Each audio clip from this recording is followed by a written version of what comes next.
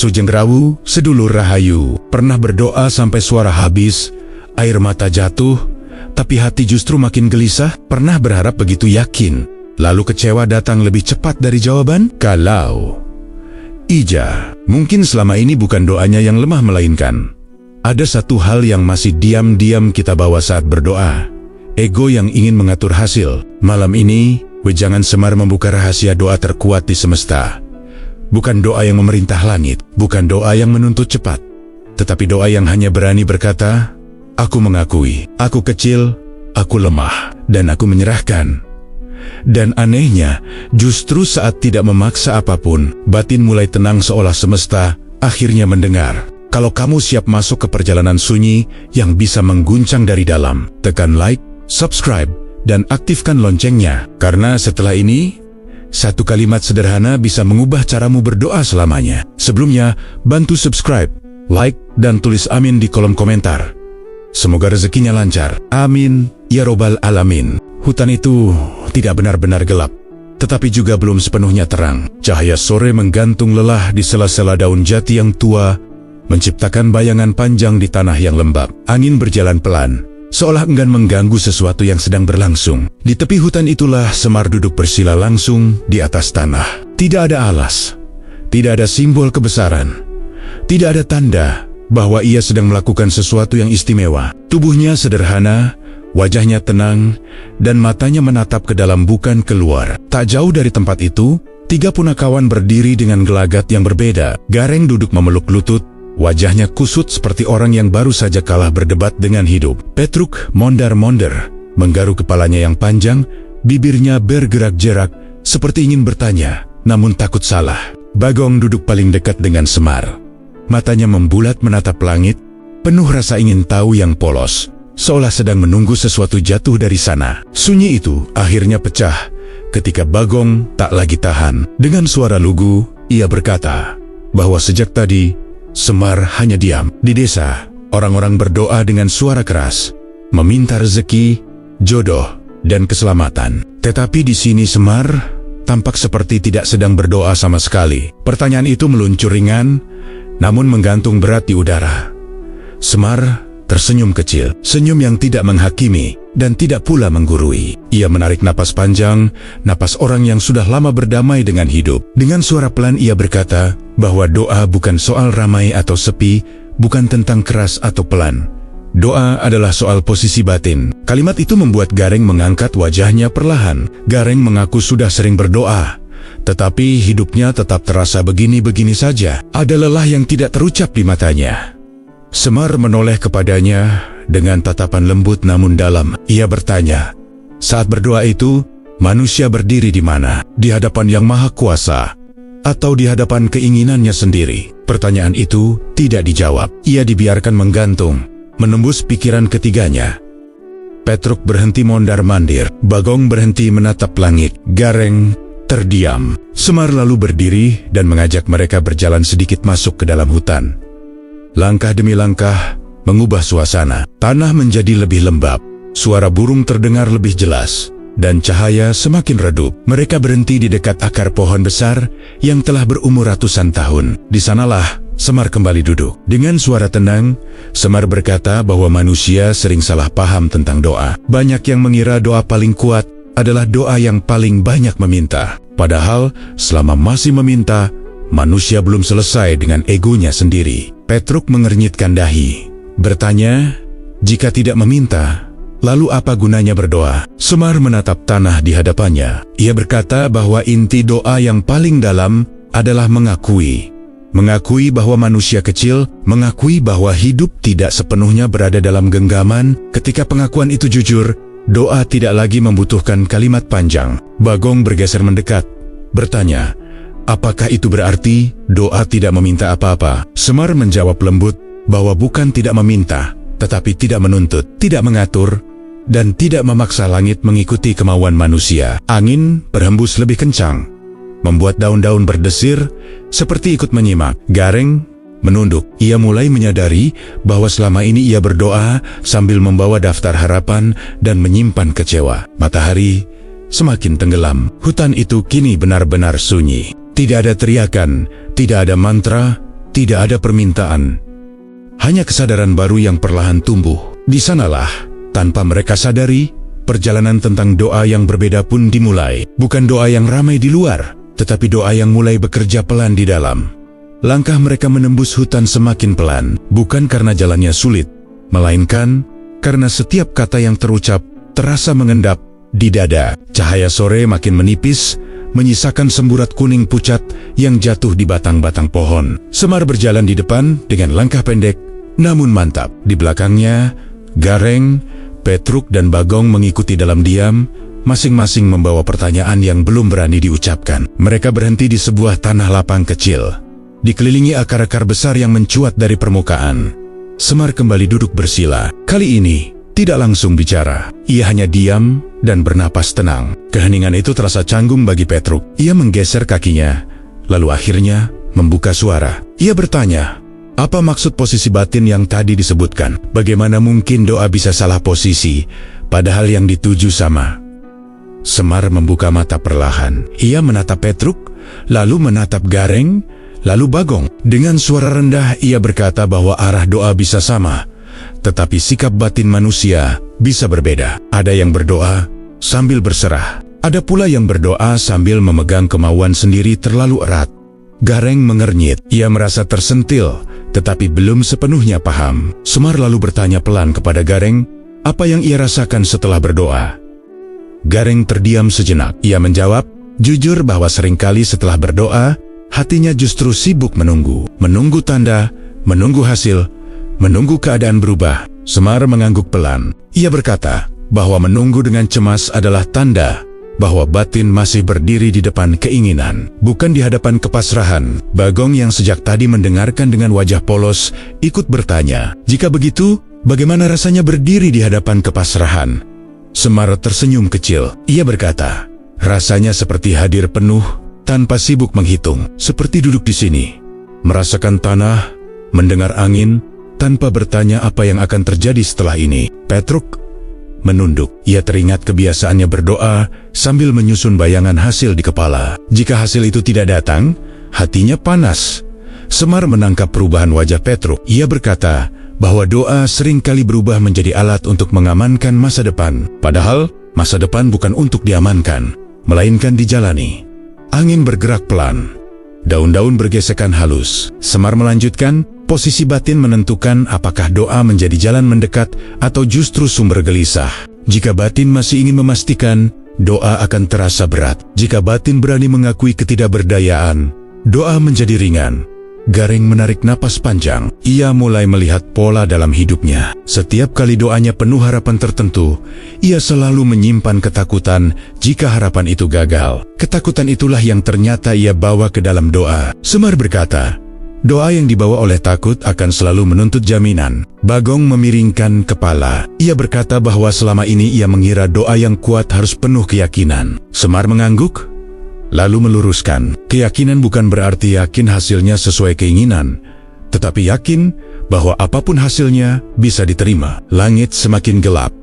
Cahaya sore benar-benar pergi. Namun anehnya, hutan terasa lebih terang di dalam dada mereka. Semar menutup penjelasannya dengan satu kalimat sederhana. Saat berdoa, tanyakan dulu di mana hatimu berdiri. Di sanalah kekuatan doa ditentukan. Mereka kembali terdiam. Tidak ada yang langsung menjawab, tetapi sesuatu telah bergeser. Doa tidak lagi dipahami sebagai rangkaian kata, melainkan sebagai sikap batin. Dan di keheningan itu, perjalanan mereka pelan-pelan masuk ke lapisan yang lebih dalam. Malam turun perlahan di hutan itu. Cahaya terakhir lenyap di balik batang-batang pohon, digantikan remang yang tenang. Langkah mereka kini lebih pelan, seolah tidak ingin merusak kesunyian yang mulai terasa berbeda. Semar berjalan tanpa tergesa, seperti tahu persis kemana arah yang dituju. Tiga punakawan mengikuti di belakang, tidak lagi sibuk bertanya, tetapi juga belum benar-benar tenang. Mereka berhenti di sebuah tempat yang lebih dalam. Tanahnya lembab, udara terasa lebih dingin. Akar pohon besar menjalar kemana-mana, seperti urat nadi bumi. Di sana, Semar duduk kembali. Api kecil dinyalakan sekadarnya, cukup untuk memberi cahaya, tidak untuk mengusir gelap sepenuhnya. Gareng duduk paling dekat, Wajahnya terlihat lebih serius dari sebelumnya. Gareng akhirnya membuka suara. Ia berkata bahwa dari tadi ia terus memikirkan satu hal. Jika doa tidak boleh menuntut, tidak boleh memaksa, lalu bagaimana dengan semua permintaan yang selama ini ia ucapkan? Apakah semua itu salah? Suaranya lirih, seperti takut mendengar jawabannya sendiri. Semar tidak langsung menjawab. Ia menatap api kecil yang berkelip pelan. Setelah beberapa saat, ia berkata bahwa meminta bukanlah dosa. Yang membuat doa lemah bukan permintaannya, melainkan genggaman di baliknya. Selama manusia masih menggenggam hasil, ia belum benar-benar berserah. Doa berubah menjadi alat untuk mempertahankan keinginan. Petruk mengangguk pelan. Ia mulai memahami. Ia berkata bahwa selama ini ia berdoa sambil berkata pasrah, tetapi di dalam hati masih menyimpan syarat. Jika tidak terkabul, ia merasa doanya sia-sia. Semar menoleh dan berkata bahwa disitulah manusia sering terjebak. Kata pasrah diucapkan, tetapi hati masih menawar. Bagong yang sedari tadi diam ikut berbicara. Dengan polos, ia berkata bahwa dirinya sering berdoa sambil membayangkan hasilnya. Ia merasa senang jika bayangan itu terasa dekat, dan kecewa jika terasa jauh. Semar tersenyum kecil. Ia berkata bahwa membayangkan bukan masalah. Masalahnya adalah ketika bayangan itu dijadikan pegangan hidup. Angin malam berhembus, membawa suara dedaunan. Semar melanjutkan, selama doa masih berisi daftar harapan yang harus dipenuhi, selama itu pula ego masih duduk di depan. Ego yang ingin memastikan, ego yang ingin aman, ego yang ingin menang, bahkan di hadapan Tuhan. Gareng menunduk. Kata-kata itu terasa menusuk namun jujur. Gareng mengakui bahwa selama ini ia berdoa agar hidupnya berubah. Ia ingin lebih dihargai, lebih berhasil, lebih tenang. Namun setiap kali itu tidak terjadi, ia merasa dikhianati oleh keadaan. Semar memandangnya lama, lalu berkata bahwa kecewa adalah tanda bahwa manusia merasa berhak atas hasil tertentu. Petruk menarik napas panjang. Ia mulai melihat bahwa doa seringkali diperlakukan seperti transaksi. Sudah berdoa, sudah berusaha, maka hasil harus sesuai. Semar mengangguk. Ia berkata, doa yang seperti itu membuat batin selalu tegang, karena hidup tidak pernah sepenuhnya bisa diatur. Api kecil mulai meredup. Malam semakin sunyi. Semar berkata dengan suara yang sangat tenang, doa terkuat bukan doa yang penuh permintaan, tetapi doa yang berani melepas genggaman. Bukan doa yang berkata, beri aku, tetapi doa yang berkata, aku siap menerima. Bagong memejamkan mata. Untuk pertama kalinya, ia mencoba duduk tanpa membayangkan apapun. Gareng merasakan dadanya sedikit lebih ringan. Petruk menatap api yang hampir padam dengan perasaan berbeda. Tidak ada jawaban besar. Tidak ada janji perubahan cepat. Namun ada sesuatu yang mulai runtuh perlahan. Malam itu mereka tidak banyak bicara lagi. Tidak ada doa panjang yang diucapkan, tetapi di tengah hutan yang gelap dan sunyi, satu kesadaran mulai tumbuh. Selama manusia masih menggenggam, doa akan selalu berat. Dan ketika genggaman dilepas, barulah doa menemukan tempatnya. Pagi datang perlahan, menyibak sisa gelap yang masih menggantung di antara pepohonan. Kabut tipis melayang rendah, membuat langkah mereka terasa seperti menembus batas antara mimpi dan nyata. Semar berjalan di depan, tenang, seperti biasa. Gareng, Petruk dan Bagong mengikuti di belakang dengan wajah yang belum sepenuhnya lepas dari renungan malam sebelumnya. Hutan mulai menipis, tanda mereka mendekati kehidupan manusia. Tak lama kemudian, suara ayam berkokok terdengar bersahut-sahutan. Asap tipis mengepul dari kejauhan. Mereka tiba di tepi desa. Suasana berbeda langsung terasa. Tidak ada lagi kesunyian hutan, yang ada adalah kegelisahan yang bergerak. Orang-orang tampak berkumpul di beberapa sudut, berbicara pelan, namun wajah mereka tegang. Gareng memperhatikan dengan saksama.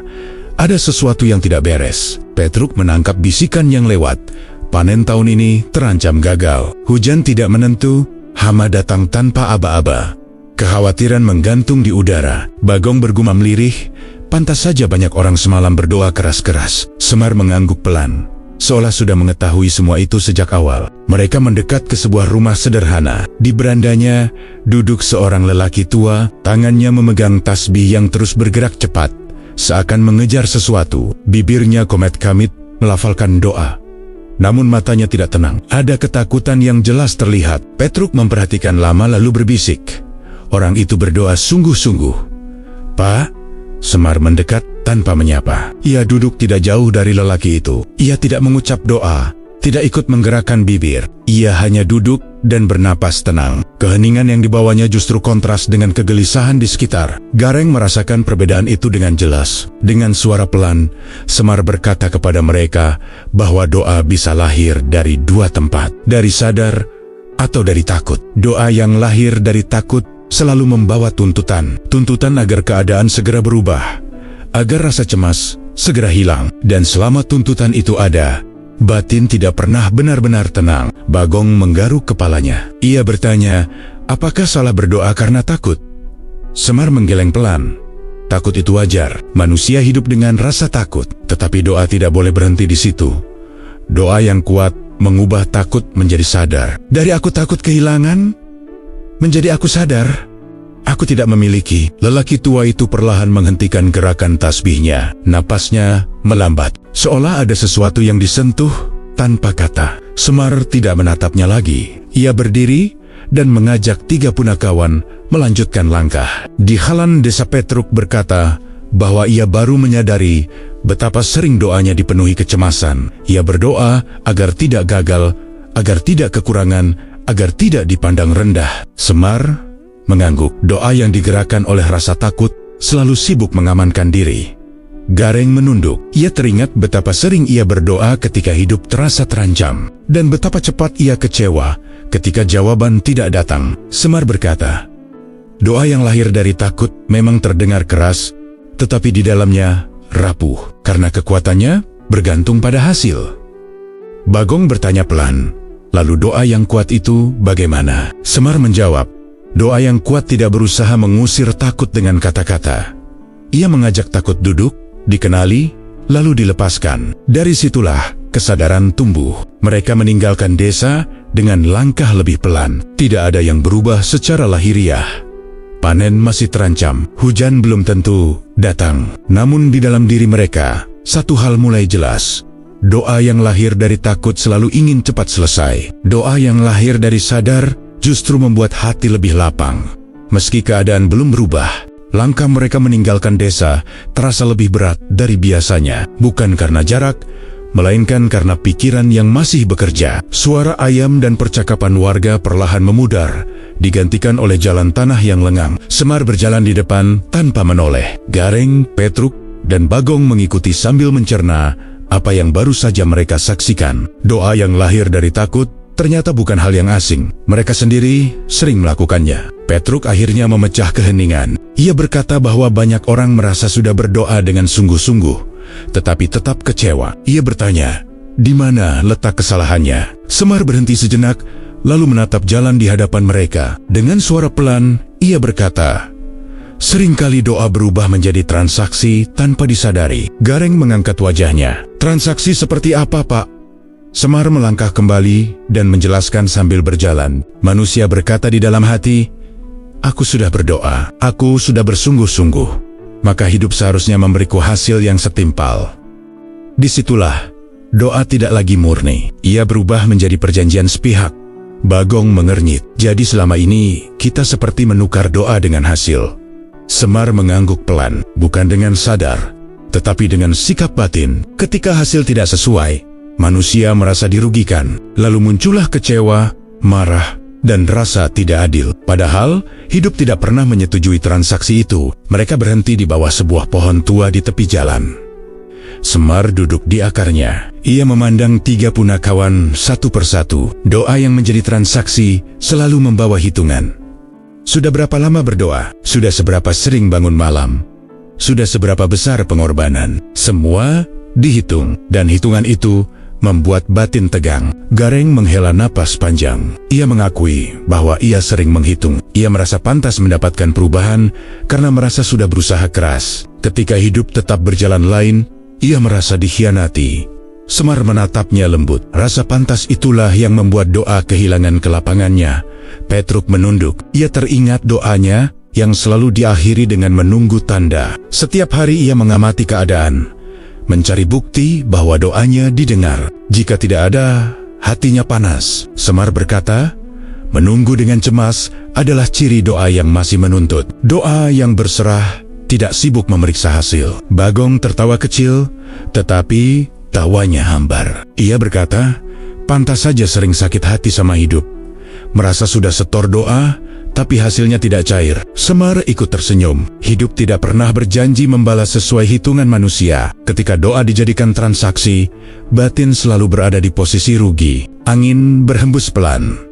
Daun-daun berguguran satu dua. Semar melanjutkan dengan suara yang semakin tenang. Doa yang matang tidak lagi bertanya apa yang akan aku dapat. Ia bertanya apa yang perlu aku sadari. Dari kesadaran itu, penyerahan lahir dengan sendirinya.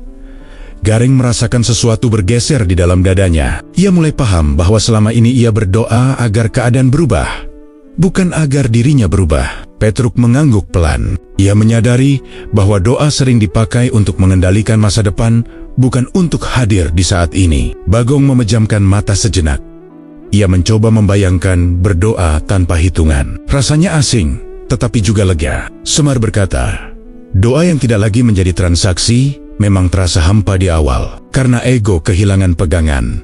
Tetapi disitulah kekuatannya. Mereka kembali melangkah. Jalan di depan masih panjang dan belum jelas kemana arahnya. Namun satu hal mulai terang. Doa yang penuh tuntutan hanya akan melahirkan kekecewaan baru. Dan ketika transaksi dilepas, doa berubah menjadi ruang sunyi yang menenangkan. Di sanalah perjalanan mereka bersiap masuk ke lapisan yang lebih dalam. Senja telah lama pergi ketika langkah mereka tiba di tepi sungai. Air mengalir tenang, memantulkan cahaya bulan yang belum sempurna. Tempat itu jauh dari desa dan hiruk pikuk manusia. Hanya ada gemericik air, desir angin malam, dan nyanyian serangga yang menyatu menjadi satu irama sunyi. Semar memilih duduk di atas batu besar yang setengah tertanam di tanah. 3 punakawan menyebar di sekitarnya, membawa sisa renungan dari perjalanan panjang. Garing duduk paling dekat dengan air. Ia menatap arus yang terus bergerak tanpa ragu. Setelah cukup lama diam, ia berkata lirih bahwa manusia hidup dari harapan. Jika doa tidak boleh berharap hasil tertentu, lalu apa gunanya berharap? Pertanyaan itu keluar jujur, tanpa perlawanan. Semar mengangguk pelan, seolah pertanyaan itu memang perlu muncul di titik ini. Semar menatap sungai di hadapannya. Ia berkata bahwa harapan itu perlu. Tanpa harapan, manusia tidak akan melangkah. Tetapi harapan yang menggantungkan bahagia pada satu hasil akan melemahkan doa. Ketika satu hasil tidak datang, seluruh hati runtuh. Gareng mengangguk pelan. Ia mengenali rasa itu dalam dirinya. Petruk ikut berbicara. Ia mengaku sering berharap dengan sangat kuat. Ketika harapan itu gagal, hatinya panas, kecewa, bahkan marah pada keadaan. Semar menunjuk sungai yang mengalir di depan mereka. Sungai ini tidak marah ketika batunya menghalangi. Ia tidak kecewa ketika alirannya dibelokkan. Ia tetap mengalir, mencari jalan lain tanpa mengutuk rintangannya. Bagong tersenyum kecil, lalu berkata polos bahwa sungai tidak punya keinginan. Semar tersenyum balik. Justru itu, manusia terlalu penuh keinginan sampai lupa aliran hidupnya sendiri. Keinginan yang terlalu melekat membuat manusia menolak belokan, padahal belokan seringkali menyelamatkan. Angin malam berhembus lembut.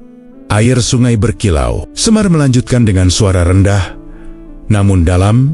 Ego itu licin. Ia bisa menyamar menjadi doa. Kalimatnya terdengar pasrah, tetapi di dalamnya masih ada tuntutan yang halus.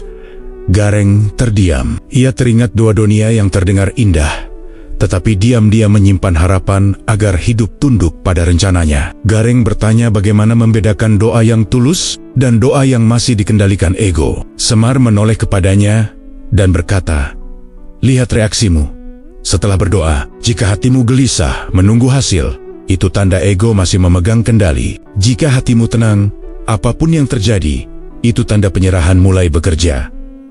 Petruk menghela napas panjang. Ia mengakui bahwa selama ini doanya penuh syarat. Semar menjawab lembut bahwa kesadaran itu sendiri sudah bagian dari doa. Tidak perlu menghakimi diri, cukup jujur melihatnya. Bagong menatap arus sungai lebih lama. Ia bertanya, apakah menyerahkan berarti hidup mengalir tanpa arah? Semar menggeleng pelan. Menyerahkan bukan berarti berhenti berjalan. Manusia tetap melangkah dan berusaha, tetapi tanpa memaksa semesta mengikuti peta yang dibuat kepalanya. Semar mengambil segenggam pasir dan menjatuhkannya ke sungai. Pasir itu langsung larut. ikut terbawa arus. Pasir tidak memilih kemana ia pergi, tetapi ia sampai ke tempatnya. Pemandangan sederhana itu terasa dalam bagi ketiganya. Malam semakin larut, bulan naik lebih tinggi.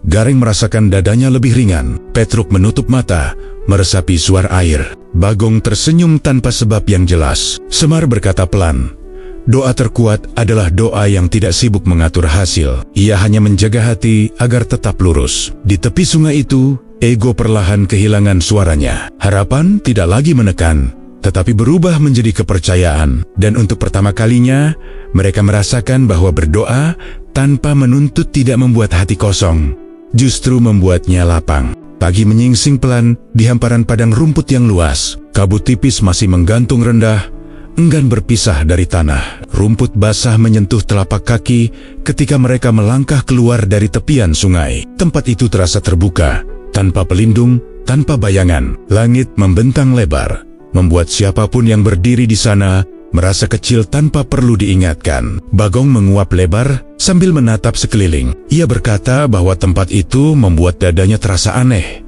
seperti ditekan namun juga dilepaskan. Semar berhenti berjalan dan menatap cakrawala yang perlahan memerah. Ia berkata bahwa perasaan kecil itu jarang dicari manusia. Padahal disitulah awal kejujuran batin. Gareng memicingkan mata ke arah matahari yang belum sepenuhnya muncul. Ia bertanya, mengapa manusia justru menghindari rasa kecil? Semar duduk di atas batu rendah dan menjawab bahwa ego selalu ingin besar, ingin diakui, ingin didengar, ingin menang. Bahkan dalam doa, ego masih ingin memastikan dirinya penting. Petruk ikut duduk. Ia mulai menyadari bahwa ego bukan hanya soal kesombongan di luar. Ego bisa bersembunyi di balik kata pasrah. Mulut berkata menyerahkan, tetapi hati masih ingin mengendalikan. Angin berhembus lebih kencang, membuat rumput bergoyang seperti ombak hijau yang tak pernah lelah. Bagong memeluk perutnya menahan dingin pagi. Ia mengaku sering berdoa sambil membayangkan hasil. Ia merasa tenang jika bayangan itu terasa dekat. Semar mengangguk pelan. Membayangkan bukan masalah. Yang melelahkan adalah melekat pada bayangan itu. Kelekatan membuat manusia menolak kenyataan yang berbeda. Gareng terdiam. Ia teringat masa-masa ketika doanya penuh keyakinan, tetapi saat hasilnya tidak datang, hatinya runtuh. Ia menunduk dan berkata bahwa seringkali doanya berakhir dengan kekecewaan. Semar menatapnya lama, lalu berkata bahwa kekecewaan muncul karena manusia merasa pantas mendapatkan sesuatu. Rasa pantas itulah akar ego yang paling halus. Petruk mengangkat kepala. Ia bertanya apakah tanpa rasa pantas manusia akan menjadi pasif, tidak lagi berjuang. Semar tersenyum tipis. Ada beda antara berjuang dan menuntut. Berjuang adalah bergerak dengan sungguh-sungguh. Menuntut adalah memaksa hasil sesuai kemauan. Yang satu menguatkan batin, yang lain menggerogotinya. Semar berdiri dan melangkah ke tengah padang rumput. Ia merentangkan tangan seolah menyambut angin. Lihatlah tempat ini. Tidak ada yang bisa dikendalikan sepenuhnya. Angin datang sesuka hati. Matahari terbit tanpa izin. Di hadapan bentang seperti ini, ego mudah runtuh jika manusia mau jujur. Bagong ikut berdiri. Ia berkata bahwa dadanya terasa sesak, namun juga lega. Semar menjawab bahwa itu tanda ego sedang ditantang. Saat ego goyah, batin memang tidak nyaman. Namun setelah runtuh, muncul kelapangan yang tidak dibuat-buat. Gareng menatap sekeliling dengan napas lebih dalam. Ia bertanya, jika ego runtuh, apa yang tersisa? Semar menatap mereka satu persatu. Kesadaran. Dan dari kesadaran itu, lahir doa yang murni. Doa yang tidak tergesa, tidak panik, dan tidak sibuk menunggu jawaban. Angin kembali bertiup. Kabut mulai terangkat. Matahari muncul perlahan, menyinari padang rumput dengan cahaya keemasan. Gareng merasakan beban lama seolah jatuh dari dadanya. Petruk menghela napas panjang. Bagong tersenyum tanpa sadar. Semar berkata pelan, ego selalu ingin memastikan hasil. Doa sejati justru berani hidup tanpa kepastian. Mereka berdiri dalam diam, menyaksikan pagi membuka hari. Tidak ada permintaan yang terucap. Tidak ada harapan yang dipaksakan. Hanya pengakuan sunyi bahwa mereka hanyalah bagian kecil dari semesta yang luas. Dan disitulah doa mulai menemukan bentuknya yang paling kuat. Siang hari membawa mereka ke sebuah gubuk tua di pinggir ladang. Dindingnya miring, atapnya ditambal jerami dan daun kering. pintu hanya selembar kayu lapuk yang diganjal batu. Tempat itu tampak rapuh, seolah bisa roboh kapan saja. Setelah hamparan padang rumput yang luas, ruang sempit ini terasa menekan. Namun, Semar berhenti di depan gubuk itu cukup lama, menatapnya seperti membaca kisah yang tertinggal di setiap retakannya. Gareng melongok ke dalam. Ia bertanya rumah siapa itu. Semar melangkah masuk perlahan, menunduk sedikit agar kepalanya tidak menyentuh balok kayu. Ia menjawab tenang bahwa ini rumah orang yang dulu terlalu sibuk berharap sampai lupa menyerahkan. Petruk menjernit. Di dalam hanya ada tikar usang, kendi tanah liat yang retak, dan bangku pendek. Cahaya masuk dari sela-sela dinding, menciptakan garis tipis di lantai tanah. Semar duduk di bangku pendek itu. Ia berkata bahwa orang yang pernah tinggal di sini bekerja keras dan berdoa rajin, namun hatinya tidak pernah tenang. Ia ingin hidup mengikuti bayangannya. Ketika hidup berjalan lain, ia merasa dikhianati. Bagong duduk di lantai, memeluk lutut. Ia bertanya kemana orang itu pergi. Semar menjawab pelan, pergi membawa kecewa. Bukan karena hidup kejam, tetapi karena ia menolak menerima. Gareng menelan ludah. Ruang sempit itu membuat napasnya terasa berat. Ia berkata bahwa menyerahkan sering terasa seperti kalah. Semar tersenyum tipis. Menyerahkan memang terasa seperti kalah bagi ego, tetapi bagi batin, itu kemenangan. Petruk bersandar pada dinding yang miring. Ia bertanya, jika sudah berusaha dan berdoa namun hasilnya pahit, apa yang harus diserahkan? Semar menjawab pelan bahwa yang diserahkan bukan usaha, melainkan tafsir tentang pahit dan manis. Bagong mengangkat kepala. Ia heran, bagaimana mungkin pahit dan manis bisa diserahkan? Semar berkata bahwa seringkali yang membuat hidup terasa pahit bukan keadaannya, tetapi penilaian manusia terhadapnya. Penilaian itulah yang melekat dan menyakiti. Angin masuk lewat celah dinding, menggoyang daun kering di atap. Suaranya seperti bisikan waktu. Gareng memejamkan mata. Ia teringat masa lalu yang ia sebut gagal. Ia baru sadar betapa keras ia menghakimi hidupnya sendiri. Ia bertanya lirih, jika menyerahkan berarti melepaskan penilaian, lalu apa yang tersisa untuk dipegang? Semar menatapnya dengan penuh kepercayaan. Yang tersisa adalah percaya. Bukan percaya bahwa semua akan sesuai keinginan, tetapi percaya bahwa apapun yang terjadi memiliki arah. Petruk mengangguk pelan. Ia menambahkan bahwa hidup tidak harus selalu dimengerti untuk bisa dijalani. Semar tersenyum lebih lebar. Itu mulai tepat. Di gubuk tua itu, 3 punakawan merasakan sesuatu yang berbeda. Ruang sempit tidak lagi menekan, justru terasa hangat. Seolah gubuk itu mengajarkan bahwa hidup tidak harus utuh untuk bermakna. Retak tidak selalu tanda rusak. Kadang ia hanya tanda pernah menahan beban. Semar berdiri dan berkata agar mereka mengingat satu hal. Menyerahkan bukan berhenti berharap, tetapi berhenti memaksa. Bukan membuang usaha, tetapi membuang kelekatan. Mereka keluar dari gubuk, matahari siang menyambut dengan terik yang jujur. Gareng menarik napas panjang. Petruk menatap langit tanpa resah. Bagong melangkah lebih ringan. Gubuk tua itu tetap berdiri di belakang mereka. Rapuh dan sederhana, namun penuh pelajaran. Dan di hati mereka, makna menyerahkan mulai menemukan tempatnya. Perjalanan belum selesai, tetapi beban yang dibawa terasa jauh lebih ringan. Sore hari membawa mereka ke sebuah persimpangan jalan. 4 arah terbentang di hadapan mata. Jalan tanah di kiri tampak sempit dan sepi.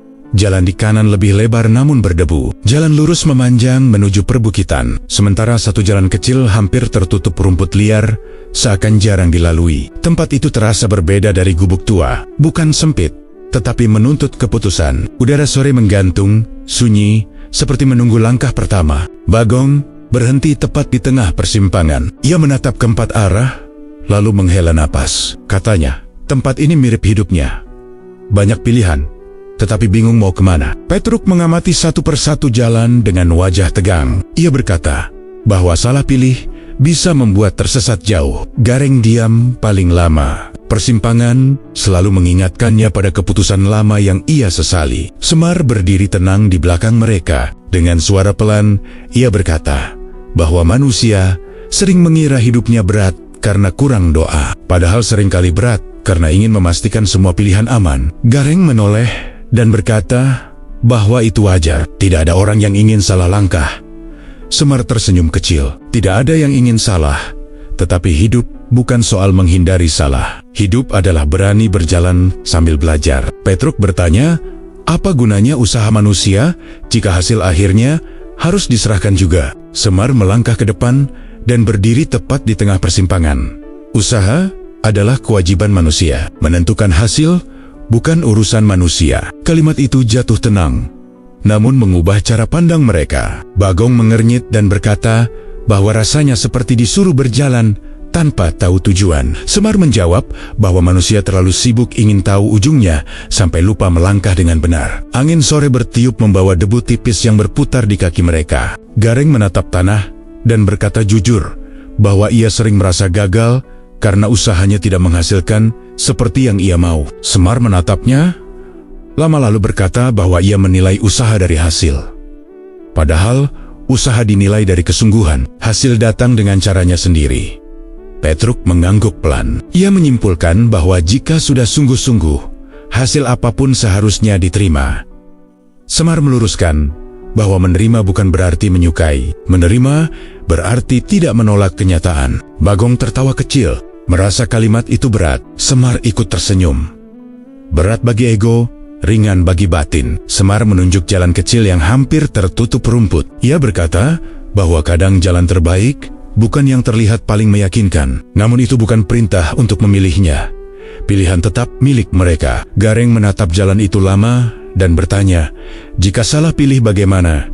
Semar menjawab singkat, belok. Hidup memberi kesempatan lebih banyak daripada yang manusia kira. Petruk menatap Semar dengan wajah lebih tenang. Ia berkata bahwa doa ternyata bukan supaya pilihan selalu benar, tetapi supaya hati kuat menerima konsekuensi.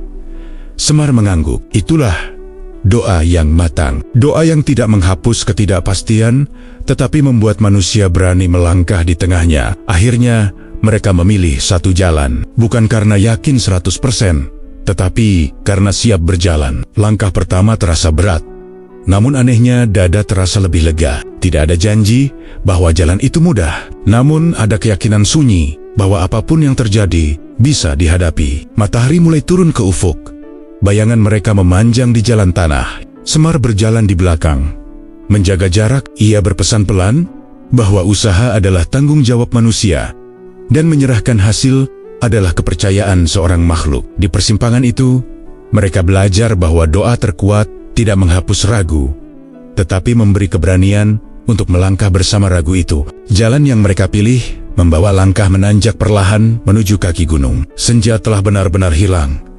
Digantikan malam yang dingin dan jujur, langit terbuka penuh bintang.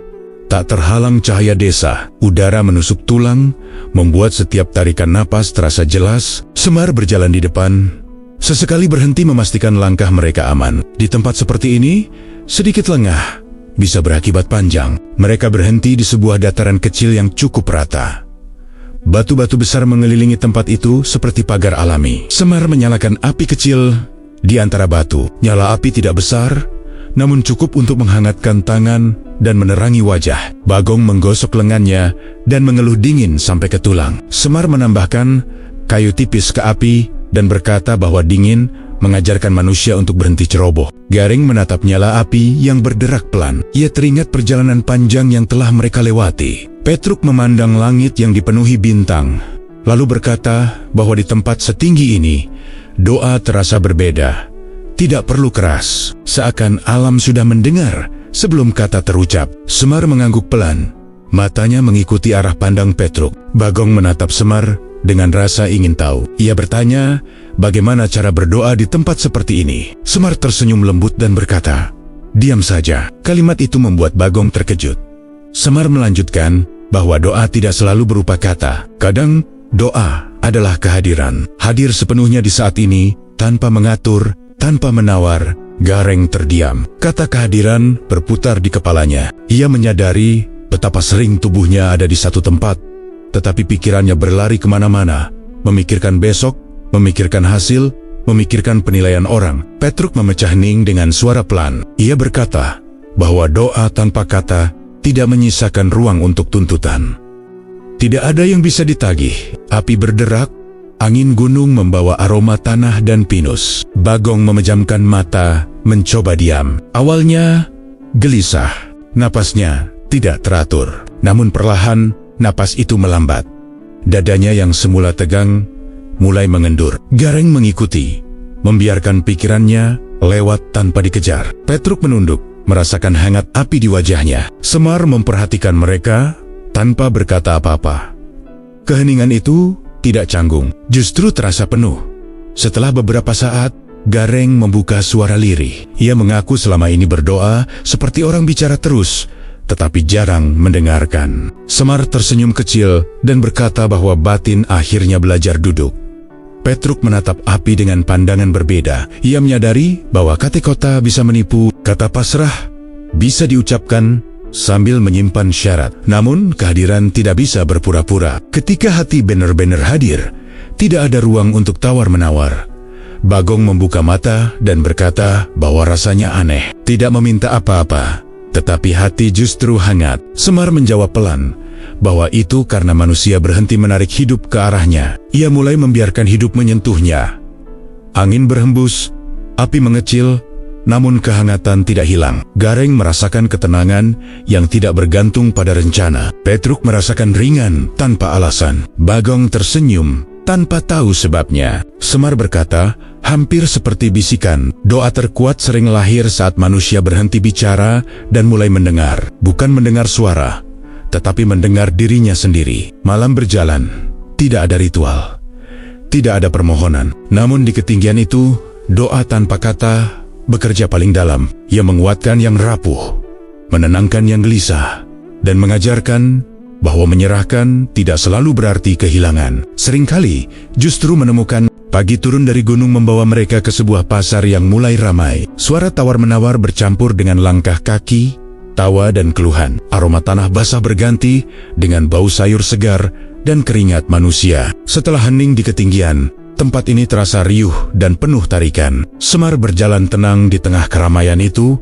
seolah keributan tidak menyentuh batinnya. Gareng, Petruk dan Bagong mengikuti, membawa sisa keheningan malam yang masih hangat di dada. Bagong berjalan paling depan, matanya berbinar melihat jajanan yang berderet. Ia berkata bahwa suasana di sini jauh berbeda dari semalam. Semar tersenyum dan menjawab bahwa justru di tempat seperti inilah pemahaman tentang doa akan diuji. Keheningan mudah dijaga saat sunyi, namun di keramaian batin sering terseret. Mereka berhenti di dekat seorang pedagang tua yang menggelar dagangannya sederhana. Wajahnya tenang. Tak lama, seorang pembeli datang menawar dengan harga sangat rendah. Pedagang itu tersenyum, menggeleng pelan, lalu pembeli pergi tanpa membeli apapun. Petruk berbisik bahwa jika caranya begitu, dagangannya bisa tidak laku. Semar menoleh dan berkata, atau bisa jadi ia sudah belajar ikhlas. Bagong mengernyit. Ia berkata bahwa ikhlas juga berat jika perut lapar. Semar mengangguk. Ikhlas bukan berarti tidak merasa berat. Ikhlas berarti tidak membiarkan berat itu mengeraskan hati. Kalimat itu membuat Gareng memperhatikan wajah pedagang tadi dengan lebih jeli. Tidak ada gerutu, tidak ada tatapan marah, hanya napas yang berjalan biasa. Mereka melanjutkan langkah. Di sepanjang jalan, terlihat wajah-wajah dengan beban masing-masing. Ada penjual yang marah karena dagangannya sepi. Ada pembeli yang kecewa karena uangnya kurang. Ada pula orang-orang yang tetap tersenyum meski keinginannya belum terpenuhi. Semar berkata pelan bahwa di pasar, doa manusia terlihat tanpa mereka sadari. Ada yang berdoa dengan kesabaran, ada yang berdoa dengan amarah. Bagong menatap seorang ibu yang tetap tersenyum meski lapaknya belum laku. Ia bertanya, apakah itu juga doa? Semar mengangguk. Doa paling jujur sering muncul di tengah aktivitas, tidak selalu diucapkan di tempat ibadah. Gareng menarik napas panjang. Ia merasakan godaan membandingkan diri dengan orang lain muncul begitu kuat di sini. Gareng berkata bahwa di pasar seperti ini, mudah sekali merasa kurang. Melihat orang lain lebih ramai pembelinya, lebih besar keuntungannya. Semar menjawab bahwa perbandingan adalah musuh keikhlasan. Saat manusia membandingkan, ia mulai menuntut keadilan versi egonya sendiri. Petruk menatap kantong uangnya. Ia bertanya, apakah ikhlas berarti berhenti menghitung? Semar meluruskan bahwa yang dihentikan adalah menghitung dengan iri. bukan berhenti bertanggung jawab, ikhlas tetap bekerja, tetap berusaha, tetapi hatinya tidak ikut ditarik-tarik oleh hasil orang lain. Bagong tersenyum kecil. Ia berkata, berarti tetap jualan, tetap capek, tetapi tidak membiarkan hati ikut capek. Matahari naik lebih tinggi. Pasar semakin padat, namun di tengah kebisingan itu, Gareng merasakan keheningan yang berbeda. Bukan tanpa suara, melainkan tanpa gejolak berlebih. Petruk menyadari bahwa doa tanpa kata yang semalam ia rasakan kini diuji. Apakah ia bisa tetap hadir tanpa menuntut ketika keadaan tidak ideal? Semar berkata pelan bahwa ikhlas bukan membuat hidup menjadi ringan. Ikhlas membuat beban tidak berubah menjadi dendam. Mereka meninggalkan pasar dengan langkah pelan, tidak membawa banyak barang, tetapi membawa pemahaman baru. Doa terkuat ternyata bukan yang menjauh dari dunia, melainkan yang tetap lembut dan jujur di tengah dunia yang menekan siang menjelang sore, ketika langkah mereka membawa ke hamparan tanah kering yang luas. Bukan padang pasir, namun cukup gersang untuk membuat udara terasa berat dan pandangan terasa jauh. Tanah retak-retak membentang tanpa naungan, rumput jarang tumbuh. Angin panas berembus tanpa belas kasihan. Tempat itu terasa kosong, seolah memaksa siapapun yang datang untuk berhadapan dengan dirinya sendiri. Setelah hiruk-pikuk pasar, ruang ini terasa jujur sekaligus melelahkan. Bagong berhenti melangkah. Ia mengusap keringat di dahi dan berkata bahwa tempat ini melelahkan bahkan sebelum berjalan jauh. Semar menoleh dan menjawab tenang bahwa begitulah batin yang terlalu lama membawa beban.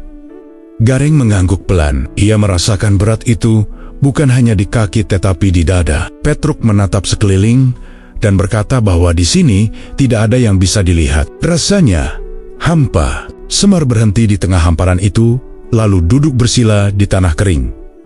Ia mengajak mereka duduk. Panas menyengat kulit.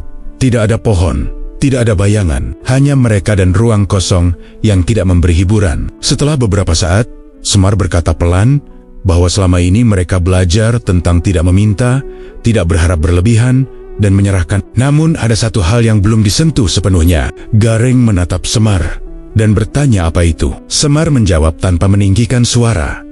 Pengakuan yang jujur bukan di bibir, tetapi di batin. Bagong menelan ludah.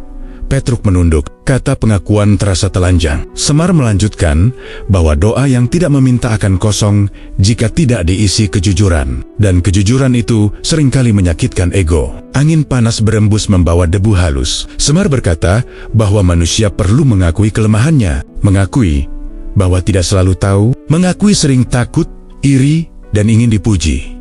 Petruk menghela napas panjang. Ia berkata bahwa berat mengakui hal-hal itu. Semar mengangguk. Berat karena selama ini manusia sibuk membela diri, bukan mengenali diri. Gareng memejamkan mata, ingatannya kembali ke doa-doanya yang penuh harap. Ia berkata lirih bahwa ia sering berdoa agar hidupnya dianggap berhasil. Kata-kata itu keluar tanpa hiasan. Semar tidak terkejut. Ia berkata bahwa pengakuan itu penting. Petruk menyusul. Ia mengakui sering berdoa agar tidak terlihat bodoh di mata orang lain. Bagong mengangkat kepala dan berkata polos bahwa ia sering ingin dimengerti tanpa mau mengerti. Semar tersenyum pelan. Disitulah doa mulai menjadi kuat. Bukan karena kata-katanya indah, tetapi karena batin berhenti berpura-pura. Mereka terdiam. Tidak ada pembelaan. Tidak ada alasan. Panas masih menyengat, tetapi dada terasa lebih lapang, seolah hujan turun tanpa terlihat. Gareng membuka mata dan bertanya setelah mengakui, lalu apa? Semar menatap cakrawala yang jauh dan menjawab singkat, serahkan. Petruk menambahkan, tanpa mengatur apa-apa. Semar mengangguk. Bagong tersenyum tipis. Ia bertanya apakah itu berarti tugas manusia selesai. Semar menjawab bahwa justru disitulah tugas dimulai. Berjalan dengan hati yang lebih jujur. Matahari condong ke barat. Bayangan mereka memanjang di tanah retak. Di padang yang gersang itu, 3 punakawan merasakan kesegaran yang tidak datang dari air. Pengakuan telah membersihkan sesuatu yang lama mengeras. Semar berdiri dan berkata agar mereka mengingat satu hal. Doa terkuat bukan doa yang merasa suci, tetapi doa yang berani mengaku. Mereka melangkah meninggalkan tempat itu, tidak membawa naungan, tidak membawa janji, namun membawa kelegaan yang tidak bisa dibeli. Di tanah yang gersang, mereka menemukan inti doa yang selama ini tersembunyi, dan perjalanan pun bergerak menuju penutupnya dengan hati yang lebih ringan dan jujur. Senja turun perlahan ketika langkah mereka mendekati batas perjalanan. Jalan tanah mulai mengeras, pepohonan kembali muncul, dan udara terasa lebih sejuk. Tidak ada tanda khusus yang menandai tempat itu. Tidak ada gapura, tidak ada batu penunjuk. Namun di dalam batin mereka ada perasaan bahwa perjalanan ini mulai mendekati ujungnya. Setelah tanah gersang yang memaksa pengakuan jujur, ruang ini terasa seperti jeda sebelum pulang. Bagong berjalan paling pelan. Ia menatap tanah di bawah kakinya, lalu berkata bahwa perjalanan ini terasa berbeda dari awal. Bukan karena jalannya lebih ringan, tetapi karena dadanya tidak lagi sesak. Semar tersenyum tipis dan berkata bahwa perjalanan memang akan berakhir, tetapi yang di dalam justru baru dimulai. Gareng mendengar kalimat itu dengan perasaan campur aduk. Gareng menatap langkahnya sendiri. Ia mengaku takut lupa semua wejangan ini saat kembali ke kehidupan yang ramai. Takut kembali berdoa dengan tuntutan, kembali berharap berlebihan, kembali kecewa. Semar berhenti berjalan. Ia menatap ketiga punakawan satu persatu, seperti seorang bapak yang hendak melepas Anokanania ke jalan masing-masing. Semar berkata bahwa mereka tidak perlu mengingat semuanya, tidak perlu menghafal kata-kata atau mengulang perjalanan ini di kepala. Cukup satu sikap yang dijaga. Petruk mengangkat kepala dan bertanya sikap apa itu. Semar menjawab pelan namun tegas, menyerahkan tanpa menutup mata. Angin sore bertiup lembut, daun-daun bergerak pelan, tidak tergesa. Bagong menggaruk kepalanya dan berkata bahwa menyerahkan sering membuatnya takut hidup jadi tidak terarah, takut salah jalan. Semar menepuk bahu Bagong dengan lembut. Menyerahkan bukan berjalan tanpa arah. Menyerahkan adalah berjalan tanpa mengikatkan diri pada satu hasil. Petruk merenung. Ia berkata bahwa selama ini ia mengira penyerahan berarti pasrah total dan berhenti berpikir. Semar menggeleng. Menyerahkan bukan memejamkan kesadaran. Justru kesadaran harus tetap hidup. Manusia tetap melihat, memilih, dan bertanggung jawab. Hanya saja, hatinya tidak lagi memaksa hidup menuruti rencananya. Gareng menghela napas panjang. Ia berkata pelan bahwa selama ini ia berdoa agar hidupnya berubah, agar masalah hilang, agar keadaannya membaik. Namun kini ia mulai sadar bahwa yang paling perlu berubah adalah cara ia memandang hidup. Semar mengangguk. Itulah jawaban doa yang paling sering terlewat, karena manusia sibuk menunggu perubahan di luar. Langkah mereka berlanjut beberapa saat dalam diam. Di kejauhan, atap-atap rumah mulai terlihat, tanda bahwa kehidupan biasa menunggu mereka kembali. Petruk tersenyum kecil. Ia berkata bahwa doa terkuat ternyata tidak selalu mengubah keadaan, tetapi mengubah orang yang berdoa. Semar menjawab tenang bahwa itulah inti perjalanan ini. Mereka berhenti untuk terakhir kalinya. Semar berdiri sedikit terpisah, memandang ke arah senja yang hampir habis. Ia berkata bahwa doa terkuat di semesta bukan doa yang memerintah langit, tetapi doa yang merendahkan diri. Bukan doa yang menuntut jawaban cepat, tetapi doa yang siap menerima apapun jawabannya. Gareng menunduk.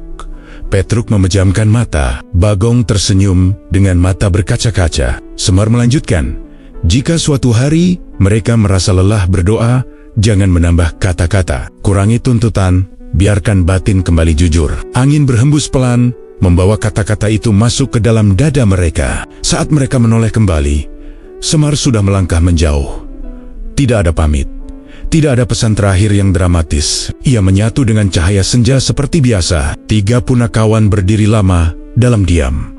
Mereka tidak merasa ditinggalkan, justru merasa ditemani oleh kesadaran baru. Dengan langkah tenang, mereka berjalan menuju kehidupan masing-masing, membawa satu sikap sederhana yang kini terasa cukup: mengakui, menyadari, dan menyerahkan. Di sanalah doa terkuat mulai bekerja, bukan di langit yang jauh, tetapi di hati yang tidak lagi menutup diri. Ketika langkah mereka kembali menyentuh jalan yang lebih dikenal, tidak ada tanda apapun yang menunjukkan bahwa sesuatu telah berakhir. Tidak ada dentuman, tidak ada cahaya turun dari langit, tidak ada suara yang menggetarkan bumi. Senja telah berlalu, malam datang seperti biasa. Namun justru disitulah letak keanehannya. Perjalanan batin yang panjang itu berakhir tanpa penanda luar. seolah tidak pernah terjadi apa-apa. Dan mungkin memang begitu cara kebenaran bekerja. Gareng berjalan dengan langkah yang sama seperti hari-hari sebelumnya. Tidak lebih cepat, tidak lebih lambat. Tetapi ada sesuatu yang berbeda di dalam dadanya. Ia tidak lagi merasa perlu memastikan segalanya. Tidak ada dorongan kuat untuk mengerti semuanya sekaligus. Ada ruang kosong yang dulu terasa menakutkan, kini justru terasa lega. Seolah hidup tidak lagi harus diperas untuk segera memberi jawaban. Petruk menyadari hal yang serupa. Ia masih berpikir, masih menimbang, tetapi tidak lagi gelisah seperti dulu. Jika sesuatu belum jelas, ia tidak buru-buru mengutuk keadaan. Ia mulai belajar berkata dalam hati bahwa tidak apa-apa jika belum paham. Kesadaran itu tidak membuatnya pasif, justru membuat langkahnya lebih ringan. Ia tidak lagi sibuk membela diri dari penilaian yang belum tentu datang. Bagong berjalan sambil sesekali tersenyum sendiri. Ia tidak bisa menjelaskan apa yang berubah. Ia masih lapar jika belum makan, masih lelah jika berjalan jauh, masih mengeluh jika panas. Namun di balik semua itu, ada rasa percaya yang lembut, percaya bahwa hidup tidak selalu perlu dikendalikan untuk menjadi baik, percaya bahwa tidak semua hal harus dimengerti agar bisa dijalani. Semar memang tidak terlihat lagi, tidak ada pamit, tidak ada pesan tambahan, namun kepergiannya tidak terasa seperti kehilangan. Ia tidak meninggalkan kekosongan, justru meninggalkan kehadiran yang halus. Hadir di setiap jeda napas yang disadari, hadir di setiap keinginan yang dilepas, hadir di setiap penerimaan yang tidak dipaksakan. Gareng mulai menyadari bahwa doa dunia berubah, bukan menjadi lebih panjang, justru semakin sederhana. Kadang hanya berupa tarikan napas yang ia sadari sepenuhnya, kadang hanya berupa diam ketika ingin mengeluh. Ia tidak lagi merasa perlu menjelaskan semuanya kepada langit. Ia belajar bahwa tidak semua hal harus diucapkan agar didengar.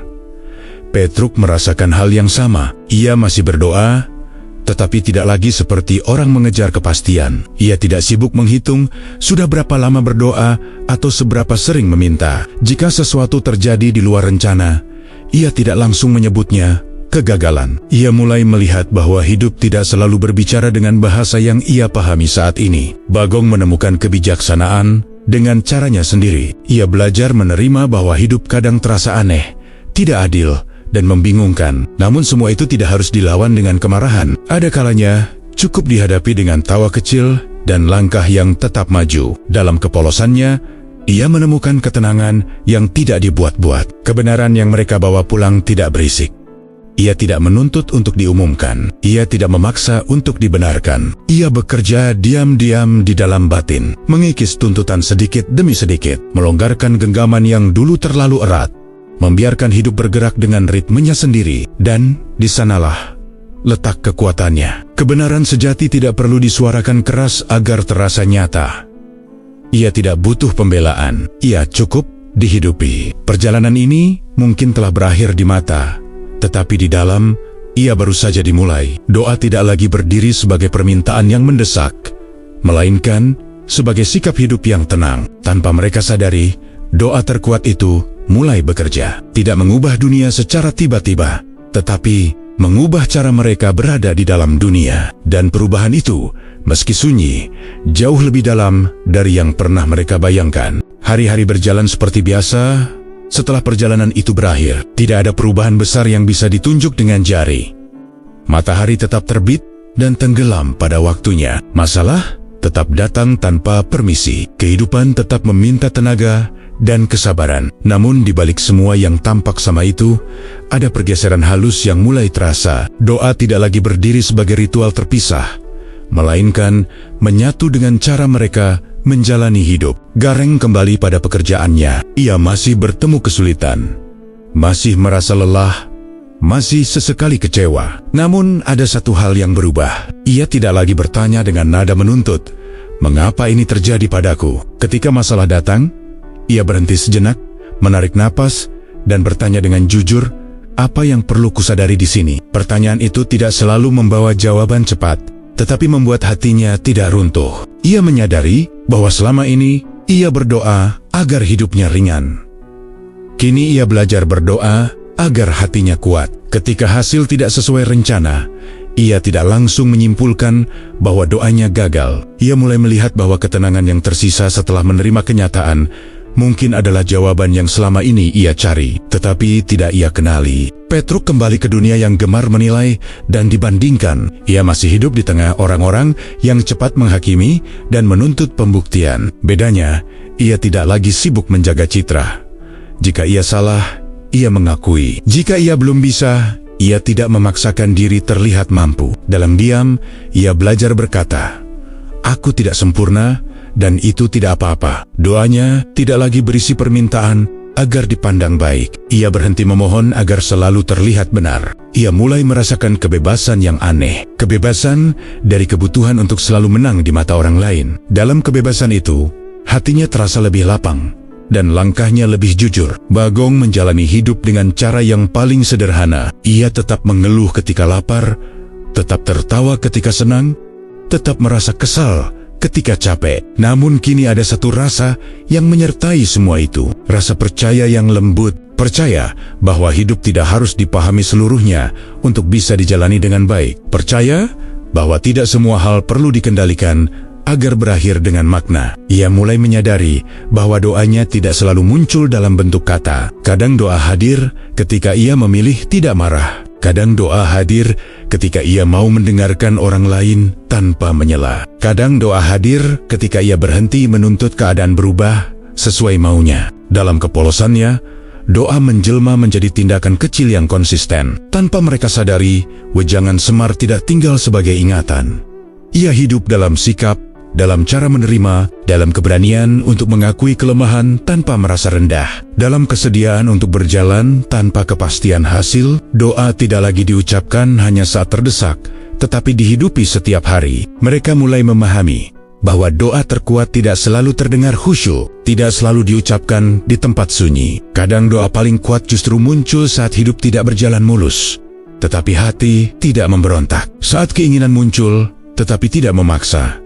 Saat harapan ada, tetapi tidak menggenggam. Hari-hari berlalu, tidak ada tanda luar biasa. Namun ketenangan yang mereka rasakan tidak mudah goyah. Mereka tidak menjadi kebal dari masalah, tetapi menjadi lebih lentur menghadapinya. Dan disitulah mereka mulai paham. Doa terkuat di semesta bukan doa yang meminta dunia berubah, melainkan doa yang mengubah cara manusia berdiri di dalam dunia itu sendiri. Ketika perjalanan itu benar-benar selesai, tidak ada tanda luar biasa yang tertinggal. Tidak ada cahaya yang turun dari langit. Tidak ada suara menggema dari arah yang tak terlihat. Semar telah pergi seperti biasa, tanpa pamit, tanpa jejak yang bisa ditunjuk. Namun justru disitulah maknanya. Kebenaran sejati tidak pernah berisik. Ia tidak menuntut perhatian. Ia bekerja diam-diam, jauh di dalam batin manusia. Gareng melanjutkan hidupnya dengan langkah yang sama seperti sebelumnya. Ia masih bekerja, masih lelah, masih menghadapi masalah yang tidak selalu bisa ia atasi. Namun cara ia berdiri di hadapan hidup telah berubah. Ia tidak lagi mengukur hari dari seberapa banyak yang ia dapatkan, melainkan dari seberapa jujur ia menjalaninya. Ketika doa muncul di hatinya, doanya sederhana. Kadang hanya berupa tarikan napas yang disadari penuh, tanpa kata, tanpa tuntutan. Ia menyadari bahwa doa tidak selalu perlu diucapkan. Doa bisa hadir ketika ia memilih tidak mengeluh. Doa hadir ketika ia berhenti menyalahkan keadaan. Doa hadir ketika ia menerima bahwa hidup tidak selalu berjalan sesuai rencana, namun tetap layak dijalani dengan kesungguhan. Dalam kesederhanaan itu, hatinya tidak lagi mudah runtuh. Petruk kembali ke dunia yang gemar menilai dan membandingkan. Ia masih bertemu orang-orang yang cepat menghakimi dan menuntut pembuktian.